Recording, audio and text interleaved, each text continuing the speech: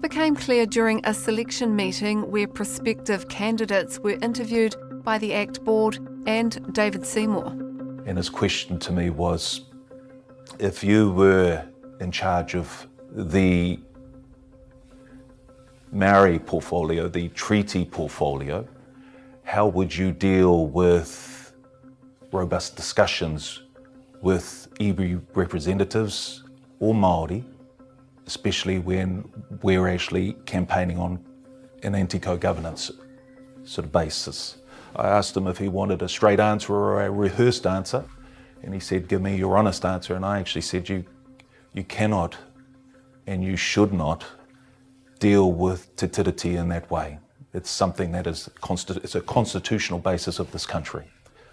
And I said that for the party to approach it in that light would cause chaos across all of Māoridom. How did he respond?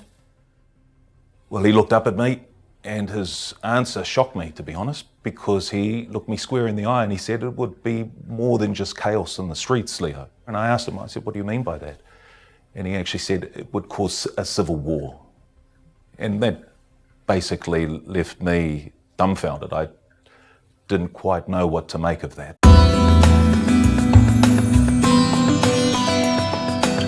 Then in 2013, while editor of the libertarian C2C journal, an article was published that years later made headlines.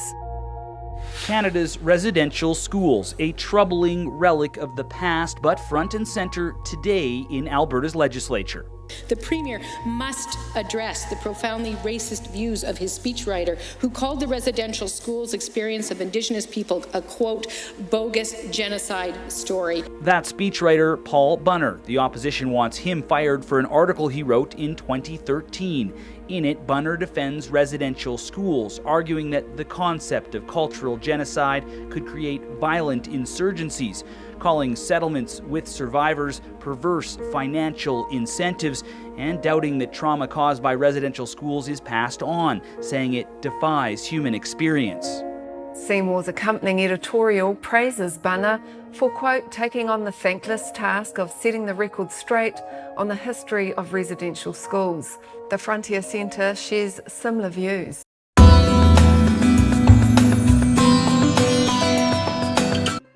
But it's such a serious allegation that we've come to Parliament to try one last time to get a response from Mr. Seymour. I wish you all the best with your taxpayer-funded crackpot documentary. We've seen your questions and I think you're a joke. You say that you're the party of democracy. In the spirit of democracy, when am I meant to get a word in to do my job? Excuse me.